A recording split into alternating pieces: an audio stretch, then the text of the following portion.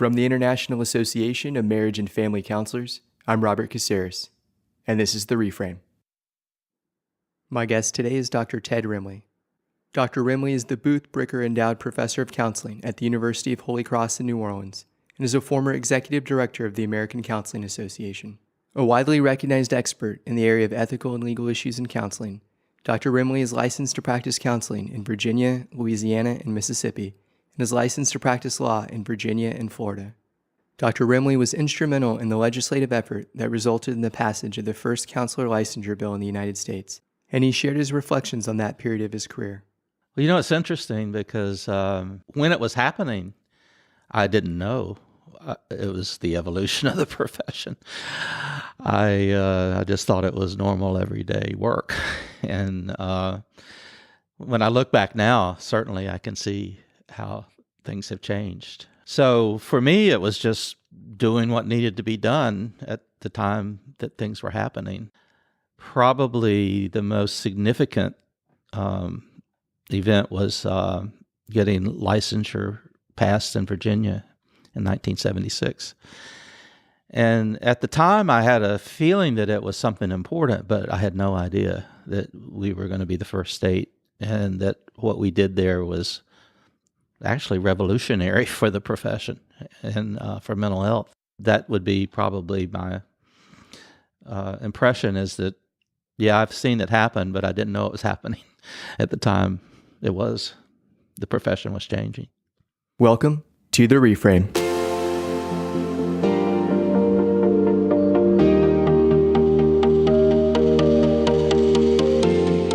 Over the next hour, you'll hear Dr. Remley describe his initial struggles with achieving a healthy work-life balance, highlight some of his unconventional approaches to teaching and mentorship, and offer insights from his extensive work promoting and teaching counseling throughout the world. Dr. Remley also describes the professional importance of discipline and persistence. It's just hard to make yourself do something that's not pleasant. I mean, I just finished the 6th edition of the textbook I did with Barbara Herlihy, and it was painful. You know, it was hours and hours of doing something I didn't really want to do, but it's necessary. And I think writing the dissertation trained me for that. Doing something that you don't want to do, but you know you have to, and it's important. And so you put it at the top of the list and get it done, even though it is painful. I began our conversation by asking Dr. Remley to recount his fascinating path to the counseling profession. I went directly from my bachelor's degree to master's. And so I got my master's degree in counseling when I was 24.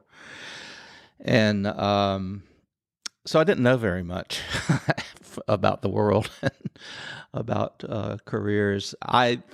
I had prepared to be a university counselor. I had a fellowship to train to be a community college counselor. But at the time, it was during the Vietnam War, and I was going to be commissioned as an officer in the Army. And I had just a short period of time, like 6 months, so I took a temporary job as a school counselor. And so I had that for a half year. And then I went into the Army. Fortunately for me, the war was winding down, and the group that went in with me was given the option of being in the reserves for 6 years rather than being active duty for 2 years. So I chose that option, and I was in the reserves for 6 years. But so I was in the military. That was one part of my career. I then got a job as a community college counselor and worked for about 4 years in Virginia, 2 different colleges. And in that job, it was more, I was student activities director. I was doing a lot of career development, teaching. I even taught journalism at one point. So it wasn't a traditional mental health counselor job or even counselor job. It was more of an administrative role. And so I did that. And then that's when I decided to go to law school because I wasn't sure what my career would be. So I did. I went to law school.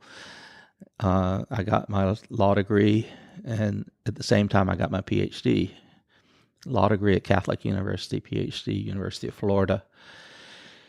And I was pursuing them both at the same time, back and forth, and I got them both in the same year. And then decided to practice law. So I practiced law for 7 years. And at that time, I was also teaching part-time. And so I think all of those different experiences, the military, administrative work, the law, all formed my career as a counselor educator and informed it. I think it had an impact on the way I approach things, the way I spent my time and energy.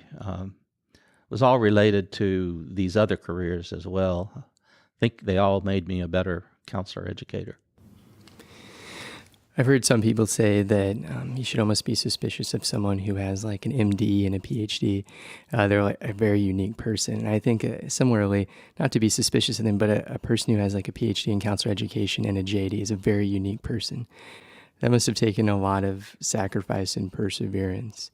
What were some of those mindsets or attitudes that you had that just helped you to get through those challenging, demanding years? Well, it was.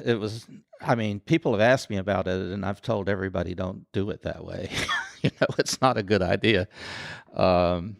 Some universities have joint PhD, JD programs, and I mean, that would be a better solution if you want to earn a degree in another field. But the way it worked out, it just was serendipitous that I ended up at 2 universities doing 2 different degrees at the same time, going back and forth. Part of that was because my professor at the University of Florida, Robert Stripling, who started CACREP, was retiring, and he said to me, I would like for you to finish before I retire. And I said, well, I'm in law school now. He said, well, you can do both. And so that's what happened. I did my 2nd year of law school at Florida, and then the 3rd year back at Catholic University in Washington, D.C., and wrote my dissertation there.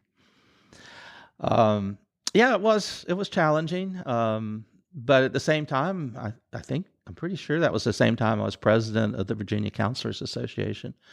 So I was running around the state, going to conferences and meetings. I was doing my job as a community college counselor while I was still going to school. One of the things, I was married and divorced, and I think probably the divorce had something to do with, a lot to do with how much I was doing professionally, probably more than people should do. So probably it affected my personal life in a negative way. Well, did you draw any lessons from that time of, ways that you would prefer, strive to balance in a more idealized or sustainable way? I don't think we ever talked about counselor wellness or counselor self-care when I was a student or early in my career. I think that's a new idea that is a great idea. I hear people giving lip service to it more than actually doing it.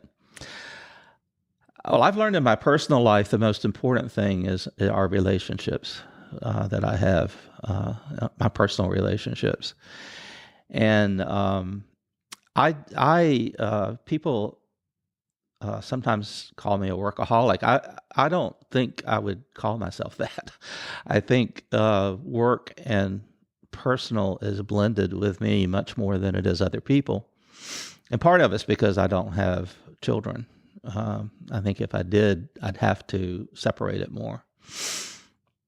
But since I didn't, I was able to, a lot of my friends or people I've met through counseling, the counseling profession, professional association people that I'm connected to, people at work I've always had friendships with. So they're almost inseparable for me.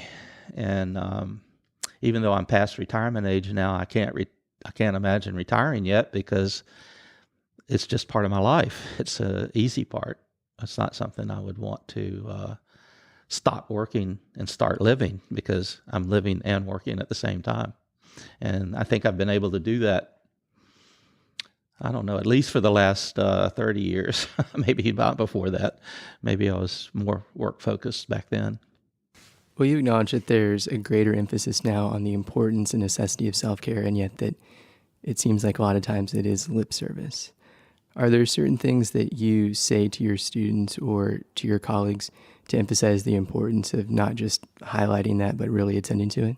Well, I work almost exclusively with doctoral students, and have for the last part of my career, probably the last 30 years. And I constantly remind doctoral students that their families are important, that their jobs are important, that their personal life is important, that they need to finish the dissertation, but not to lose, not at the expense of their personal lives. So I remind them of that, and I encourage them to take time off for their families and to do things that they should be doing at the same time they're working toward their degrees. I emphasize that balance, and at the same time, I want to assist them to do something that is a huge task, which is write a dissertation. So I think I see the conflict that people have, and I try to encourage them to make sure that they're paying attention to their personal lives. You were somebody who was on my committee. You're someone who I know around the University of Holy Cross is seen as a taskmaster, that, if you get Dr. Remley to be on your committee or your chair, he will be relentless. I remember you saying in one of our research seminar courses that if I am your chair and you're not writing, I'm going to set aside time and you're going to come to my house at the table we're sitting at now, and I'm going to watch you write for an hour or two. Where did that relentlessness come from with your students? Was that innate to you, or is that something that was almost born out of necessity? I think I'm bossy by nature, and I think I come from a family like that. Everybody's pretty bossy, which means that we say what we want, and we push for what we want, and we're assertive. I don't think aggressive, but assertive. And I have had people come to my house and sit at my table to write because they couldn't organize themselves otherwise. I mean, it's certainly not, it's an exception, but, I do what needs to be done. And I'm unorthodox, I think, in that respect. I remember a student who was so worried about her car getting back and forth to the university, and so worried about the place where she lived because she didn't feel safe. And I told her she had to take a leave until she got those things fixed. She had to get another car, and she had to move into a place where she felt safe. And she did that, and then she finished her degree. But she was just distressed, all the time distressed. And it was difficult watching that. And I don't think most professors would say you got to take a leave to finish. They would say, no, you got to keep going. You got to keep after this until you get it done. But for some people, it's not the right thing. I've always tried to pay attention to the individual. I don't think I treat any two students the same way. But I am demanding. I want the work to be done well. I want the student to be proud of the product, the dissertation. I want to be proud of it.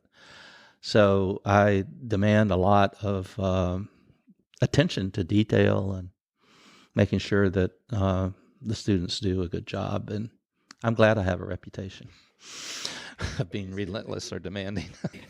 Yeah. I think about professional identity, and that's something that's a bit more fixed, but then I think about the various ways in which we can express our unique personalities and our own style of being and interacting with people. Use the words bossy or demanding, or you have very exacting standards. what advice would you give for counselor educators who are mentoring students to find that balance between exhibiting that role of a professional counselor educator and being more of themselves? It's easier to be yourself each year that you live. And one of the things that comes with age is you give yourself permission to be more who you are. And so that's a great gift that older people have. I'm sure I wasn't that way when I was younger. I think I tried to be maybe a lot of times as I thought people expected me to be instead of the way I thought was right. And so for me now, I know that if I don't pay attention to myself and my personal needs, I'm not going to be a good professor or mentor if I feel like if I'm not paying attention to myself. So I think in order to be effective, you've got to live a good life outside of work. And so I think that's critical. I don't think you can just be a machine and make sure that you're doing all the right things to get recognized. And it's hard being a professor. It's a good life, but it's hard. You constantly feel demands of publishing, demands of scholarship, teaching excellence, service, all those things. They're just never ending. And in order to be effective, you've got to embrace those and at some level enjoy them. So I think it's critical that you pay attention to yourself. I guess that's what I would say, and your personal life, and make sure you're doing what you want to do. At the same time, you're being a professor, because you're not going to have much to give if you don't do that. You're somebody who I know firsthand has a lot to give and gives so generously and willingly. With everything that you've had on your plate and those many demands and various responsibilities, I noticed in all my interactions with you that you were just so present, that it was as if like the only thing you had to do, or at least was seemingly on your mind, was what we were working on. Where does that come from? Oh my God, I'm really glad to hear you say that, because it worries me sometimes that I'm distracted. And I think that's I think every person who you interact with deserves that kind of respect and attention. And so when I'm with someone, I try to be totally present, but I know there have been times when I haven't been. But I try to admit it when that's true. I just have to say, I'm not here right now, or we need to reschedule, or something like that, because I don't like not paying attention. And I guess it comes from having that work balance. Like I always say, any successful person who works in universities has more to do than he or she can do. It's impossible to do everything. So you have to triage what you do. You have to say, this is the most important thing on my list today. And if I meet with a doctoral student to talk about his or her dissertation, that's one of the most important things I do. So I have to put aside these other things that are distracting and focus on that. So I guess that's how I do it, is I know what's important, and I make sure that I pay attention. Well, I've received a good bit of feedback from doctoral students who listen to the podcast, and this is kind of for some of those listeners, maybe the home stretch to finish their dissertation. In all of your years of experience of being on committees, of chairing committees, are there certain pieces of advice that you might give a doctoral student who's entering those final couple chapters and trying to wrap up? Well, that's the best time, is that end of when you see the finish line, you get more energy. And so I've always found that to be the most enjoyable part of dissertation. It's after the proposal. and they start collecting data, and then they start writing. I mean, I think that's just self-motivating. I've seldom seen people stumble at that point. It's before that when the trouble is.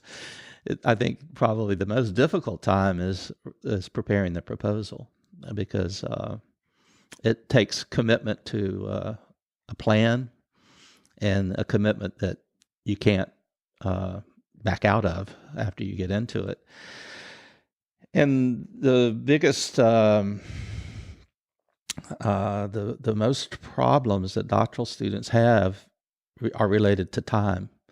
They have to put time into the dissertation proposal, and at the same time do other things they're doing. And some people just have a hard time. I always kid doctoral students about they are the ones who have the cleanest houses in town, or because it's a lot easier to clean your house than it is to write a dissertation. It's just hard to make yourself do something that's not pleasant. I mean, I just finished the 6th edition of the textbook I did with Barbara Herlihy, and it was painful. There was hours and hours of doing something I didn't really want to do, but it was necessary. And I think writing the dissertation trained me for that. Doing something that you don't want to do, but you have to, and it's important. And so you put it at the top of the list and get it done, even though it is painful. But it sounds like, too, that you're essentially saying the most painful and challenging part is already behind you if you're into, data collection and writing of those last few chapters. You got it made. If you get to data collection, like I said, I've seldom seen anybody stumble at that point, because it's very exciting. You're actually collecting data. You're doing the analysis. You're learning things. You're seeing the fruit of your labor. And then the last 2 chapters are easier, in my opinion. It seems to be. Well, I guess maybe because we're recording this the week of the Super Bowl, I just have football in my mind. But on ESPN, all they seem to be talking about are like the head coaches and their coaching trees. Bill Belichick has coached or worked with X number of coaches, and now they are on like winning teams and so on. And I think if, by way of analogy, you're kind of the same way, like at the top of that tree, all of these people who you've mentored or supervised and chaired their dissertations, and you've been so instrumental in their lives. And now they're out as counselor educators, or they're publishing very heavily. I would say that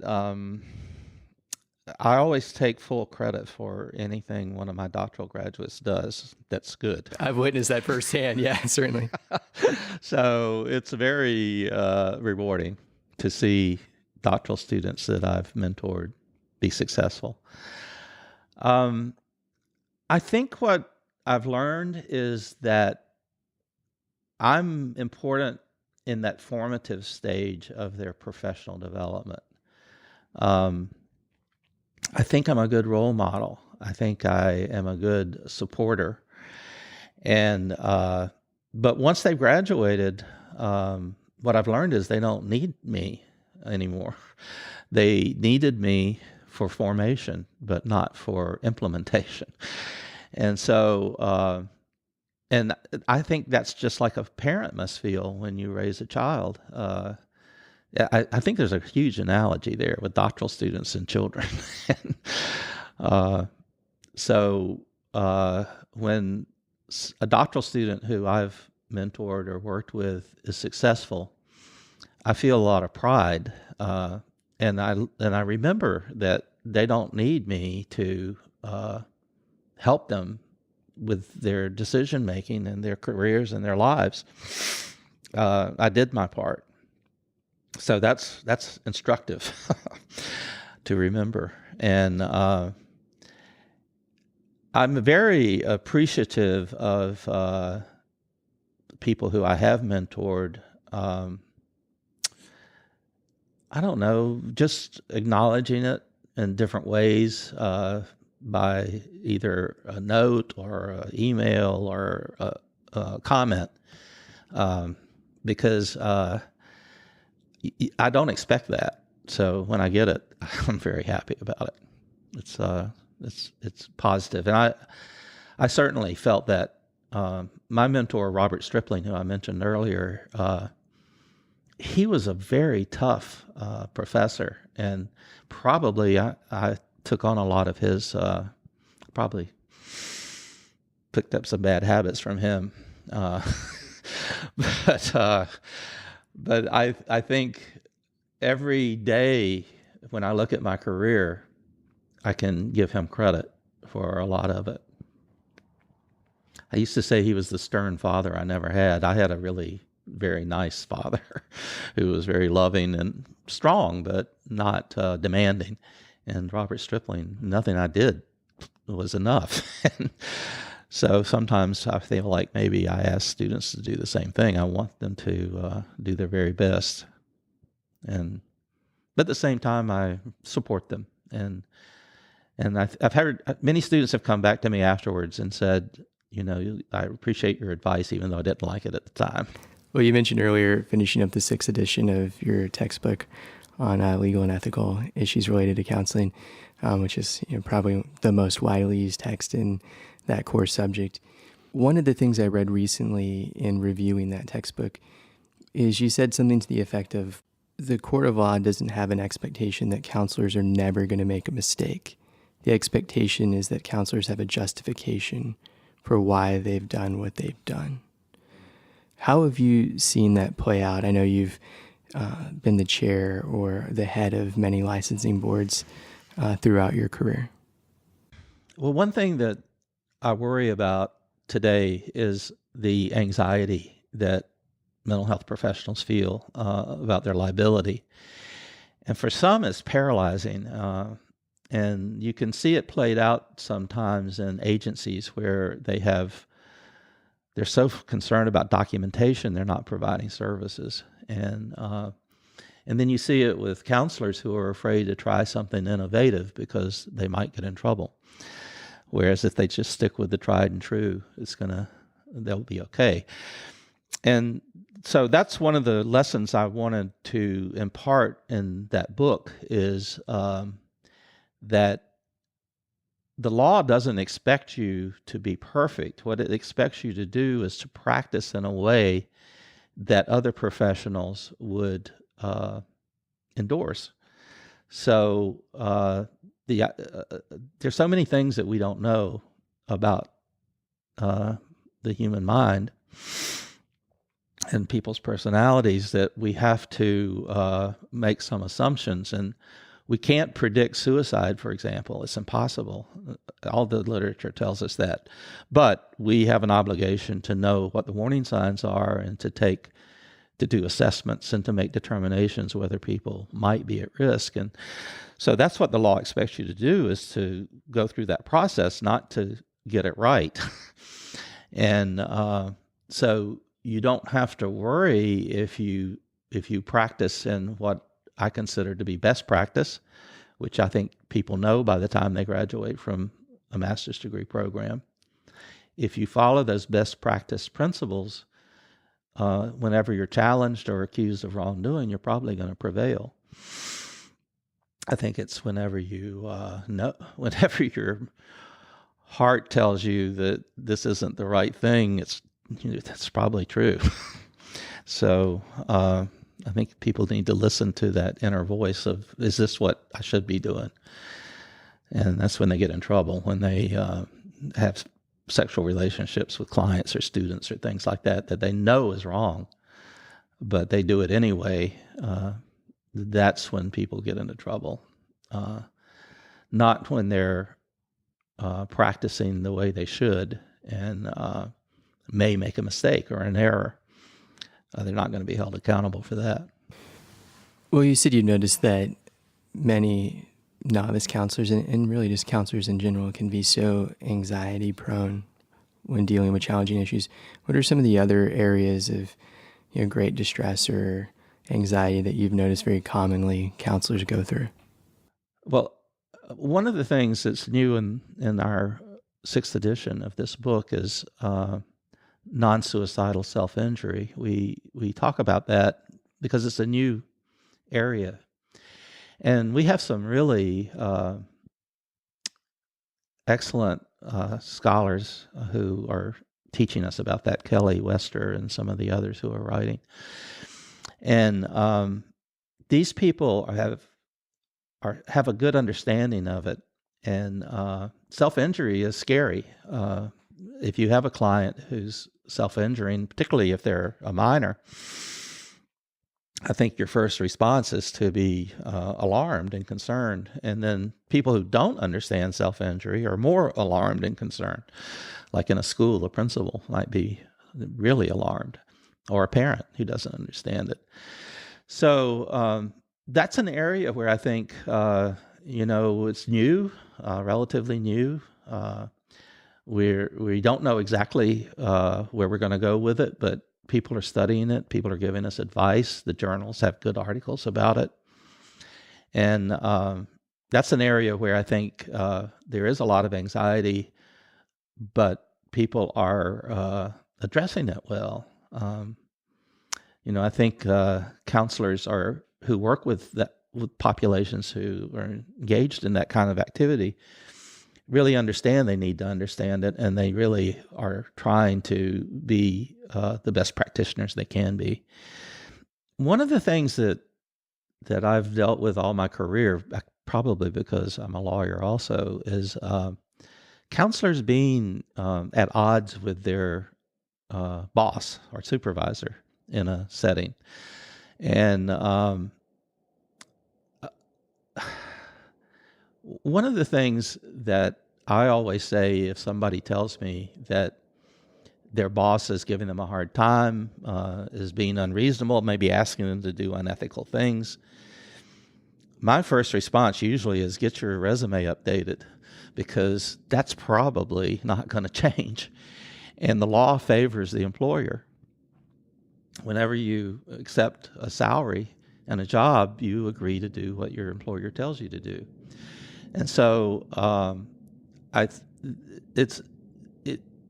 counselors who challenge their boss usually lose in the long run. Maybe they might win.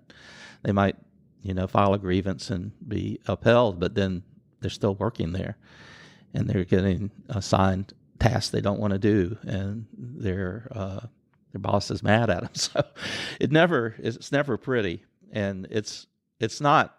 Sometimes I feel like people think it's a cop-out to say that, but I think you need to get out of there. You need to find another place to work where you're valued and appreciated, and you don't have to have that stress and anxiety. So that's another area that I have worked with a lot over. So it seems like kind of for any potentially anxiety-provoking scenario, there's an answer for it, whether it be, go to the literature and find the best practice, or just get out of there.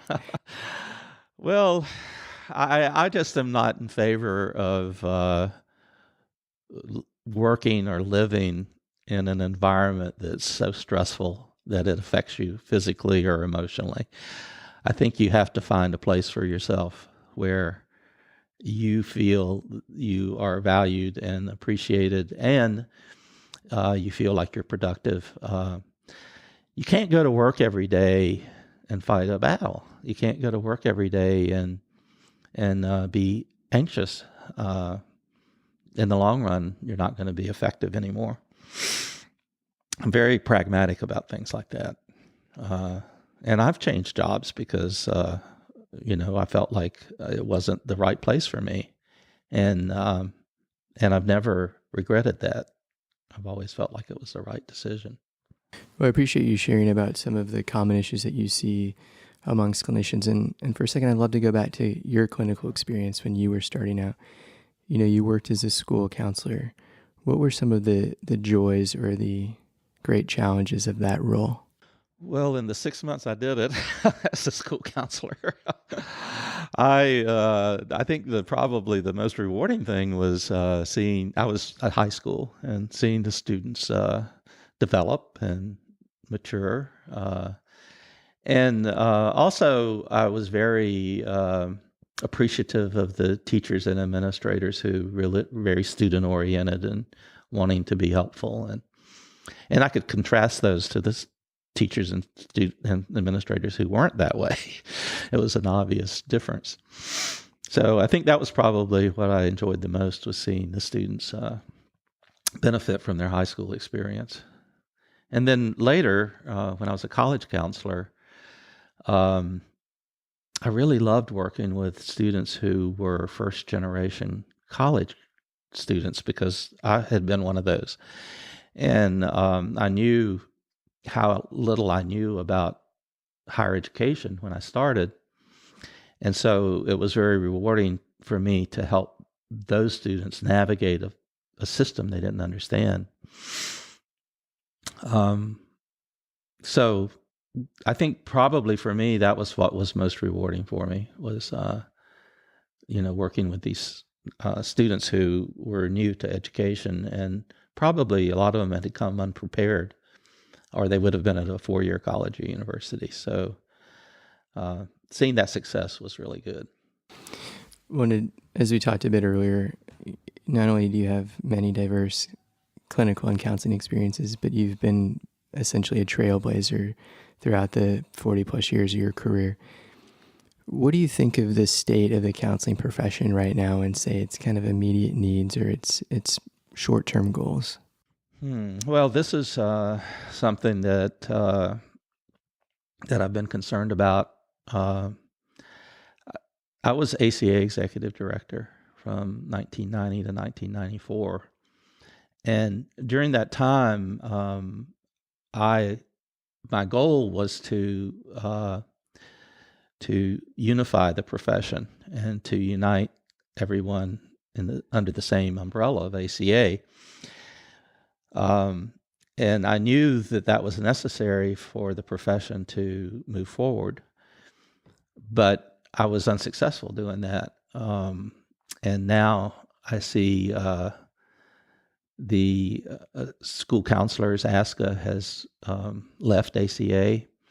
I think the other divisions, many of them are operating as if they are separate, independent organizations, almost in competition with ACA. And for me, that's very distressing, because I think it fragments our strength. The profession is very diverse, but in my opinion, counselors have more in common across specialties than they do differences. And that's what was able to get us the licensure in all 50 states and the DC and the possessions and territory. So I'm concerned about the future. I'm concerned about ACA being governed by divisions when they don't have ACA as their best interest. I would like to see a small governing board at ACA made up of members at large. Because right now, when people go into the leadership of ACA, they go in as a division or a specialty focus, and then they don't have the best interests of the counseling profession in general in mind. But I don't think it's ever going to happen. I mean, because in order for that to happen, the people in power would have to vote themselves out of power, and that's not usually how it works. Although I have to say, KCREP did it. At first, KCREP's representatives were from divisions, and now they're from the population at large. So it is possible to change, but it's not an easy process. But I think that has to change. Otherwise, we're going to continue to fragment our efforts rather than unify. And counseling has made it, in my opinion. We've got licensure. We have the right philosophy, the wellness philosophy. People want us. But now I think there's a long period that is in front of us of agitating for equality as mental health practitioners through insurance, jobs, all of those things that take a united voice to prevail. And I'm worried that we don't have the right structure right now in ACA to do that. Some leaders are voicing that concern as well, so maybe it can change. I wish it would change soon. I'm concerned about that. Well, so that's a hope of yours, and it's something that's possible, but like you said, it may not be plausible. Are there additional hopes that you have for the profession that may be a bit more possible or a bit more lofty? Well, I think there are some things that are possible even without having a organization that is united. And I think one of the things that I would really like to see that could happen would be job categories for counselors created in every federal government agency and every state government agency. And that's something that has to happen agency by agency. It's happened in some. But still, there are counselors being hired, like, for example, Catholic charities. They get hired as a social worker because there's no title for a counselor. And that's something that we have to change for the longevity of the profession. But it's something that has to happen individually, one at a time. And I have hope for that. I think it will. I think it'll give more job opportunities, job stability for counselors once that happens. So that's a change that I feel very positive about, and see some progress being made there. Well, as we kind of wrap up, since I'm doing this interview on behalf of an international association, I'd be remiss not to ask you about your many international travels. So you've hosted learning institutes in, I believe, Ireland and France and Italy, and you go several times a year. These places you've also been to, I believe, Africa and Bhutan. What's kind of the state of international counseling, just generally speaking, that you've witnessed throughout your various international travels? Well, I think that's a very interesting question because I think anybody who goes abroad, who is a counselor, and who is observing mental health services in other countries, quickly realizes that counseling is an American phenomenon.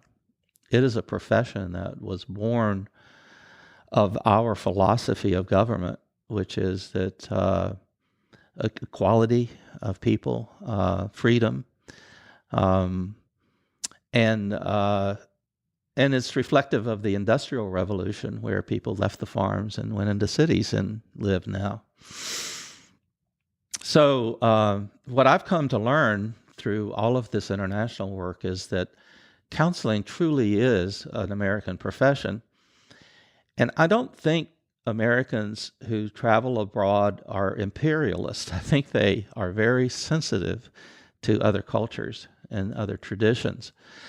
But what I find whenever I'm in another environment, like we go to Ireland, for example, each year, and we're doing a conference now with the Irish counselors, and they don't want us to be overly concerned about being culturally appropriate. What they want for us to do is to tell them how we're doing things in America. And then they can decide what they like in that and what they don't like. But I don't think we have to worry too much about being culturally insensitive. I think counselors by nature are culturally sensitive. There are some who aren't, and sometimes we may do things or say things that are that we don't mean to. But so I guess for me, there's not going to be a country where counseling is going to look like it does in the United States. Probably Canada, because Canadians almost look like Americans anyway. But every country is different, and I think that they have a lot to learn from us. I think our profession is a very positive force, very powerful, very the wellness orientation is unique, and they're thirsty to learn about that and want to know how we've done it and how it works. So I feel like I am really a teacher when I go to another country in terms of telling them what we've done, how we've done it, what's worked for us, what hasn't worked. And then always being sensitive to the fact that I can never know another culture because I haven't lived in it. And my work in Italy over the last 16 years is, even though I've learned the language and I know a lot about it now, I still don't know enough to be able to say what's right for Italy because I'm not an Italian and never will be. So it's an interesting thing, I think. I'm glad you asked that question because I think I've learned that counseling is American. And we should be proud of that. And we shouldn't be embarrassed by the fact that it's our profession. It is. And we have something to offer other places if they are interested. Well, I talk to a lot of students who feel like they have something to offer as a counselor, and the way in which they want to express those gifts and those desires is abroad. Just off the top of your head, what might be some good resources for students to seek out, or already master's level, doctoral level counselors who are looking to go to, say, Europe or Asia? Are there web resources or different associations that might connect people to more information about what that looks like in other countries, or what might be needed to gain entry? The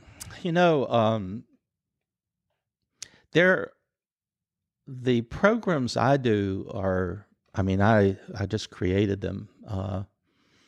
And the whole idea was to take counselors to a foreign country for a short period of time so they can learn about the country's culture and mental health services in that country.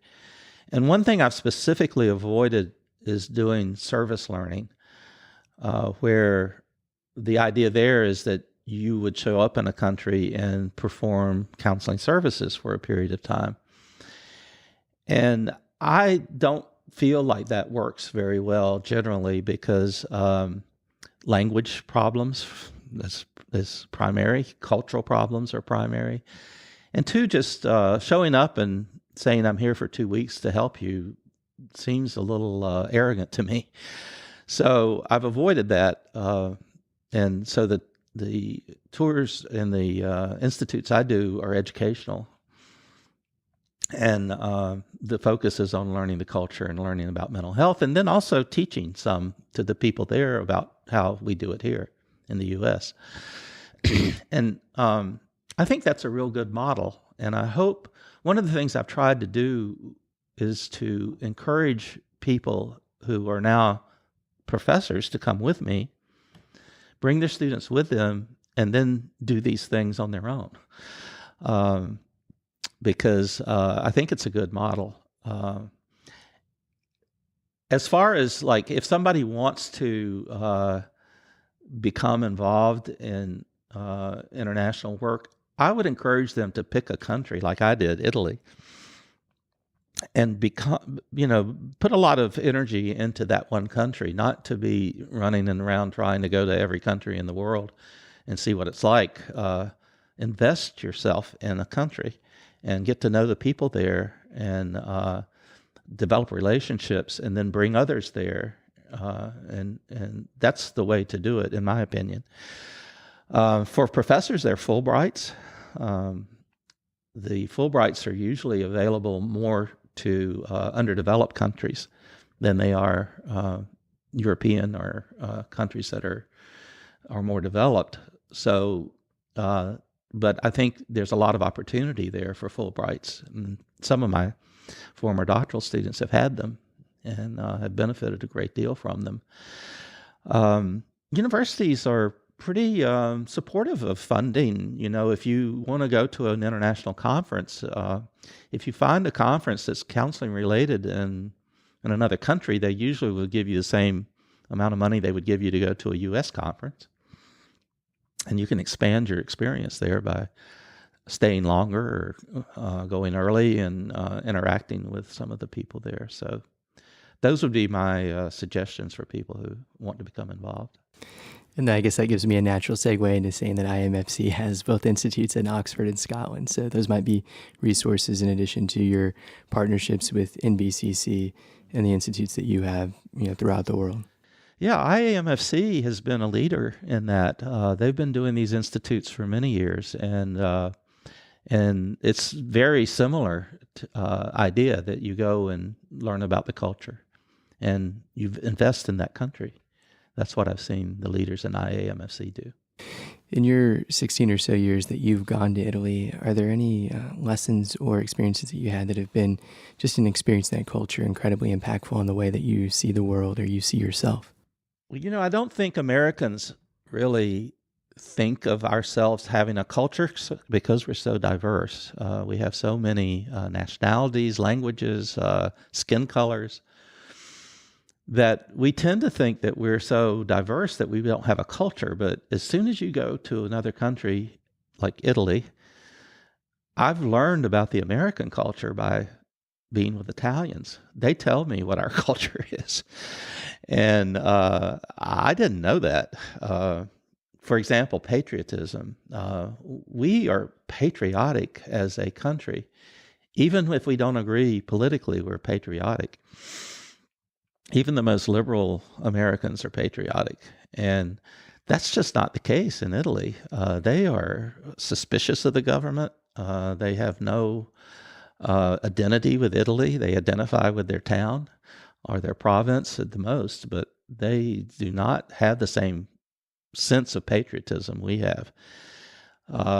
And so they're not as mobile either. Every Italian friend I have lives in the town where he or she was born, and they're old. Some of them are. And Americans, we are all over the place. Sometimes I tell them the different places I've lived, and they just say, well, what's wrong with you? Why would you do that? And those kind of differences are things we don't realize. That's our culture. Mobility is our culture. Right now, we're in this thing about trying to make sure people can move from state to state and keep their license. I mean, that's huge. And in Italy, that wouldn't be a problem because nobody moves once they get licensed. So, it's those cultural differences are astonishing to me.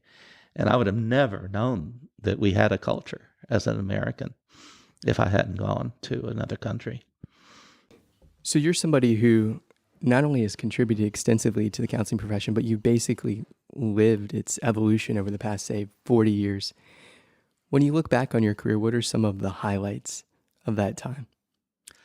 Well, it's interesting because when it was happening, I didn't know it was the evolution of the profession. I just thought it was normal everyday work. And when I look back now, certainly I can see how things have changed. So for me, it was just doing what needed to be done at the time that things were happening. Probably the most significant event was getting licensure passed in Virginia in 1976.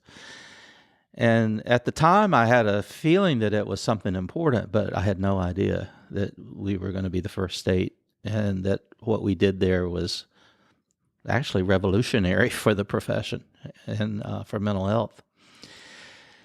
So, I think that would be probably my impression is that, yeah, I've seen it happen, but I didn't know it was happening at the time. The profession was changing. So the way I end every show is to ask a guest to think about a time in their life where maybe they saw a particular situation or they thought about their circumstances in maybe a negative way or a way that wasn't productive or helpful. And then they just stepped back and thought about it and reframed it. And that reframe kind of made all the difference. I really like that question because I think if we're not willing to be open to new information and new perspectives, then we're in trouble. I remember the first time on the licensure board. I've served on 4 licensure boards in 4 different jurisdictions, and I remember the first time we had an applicant who had a degree from an online university. And that was a long time ago, before online universities became popular. And everyone on the board was just adamantly opposed to licensing that person, saying they couldn't possibly have gotten an adequate education online, particularly to be a counselor. And so, of course, we didn't license them, and I don't know what the person did. I don't know how they, what they did after that. But, I mean, I felt so sure of my position on that, and also, you can't counsel people if you're not in the same room with them. It's impossible. I was just dead sure about that. And now I could say I was dead wrong about it, because now I see you're at Wake Forest University, you have an online program. And I am confident that Wake Forest would not have a program of any type that wasn't very, very professional. And so I've come full circle. Now I would say that online can be as good as in class. I would say it could be equivalent. I would say that counseling, I've done supervision distance, and I've done teaching distance, and I can say that those experiences have been high quality. I've been a client with a counselor distance, but not counseled. So I've experienced it from the client perspective, and I'm convinced it's as good as being there. And it's the future. With technology the way it is, it improves every day. It's just getting better and better. And so for me, that's been huge. That going from adamant opposition to a strong endorsement of a new concept. The Reframe is a production of the International Association of Marriage and Family Counselors. If you enjoyed today's episode, please rate and review the show in Apple Podcasts. Thanks for listening. Join me next month on The Reframe.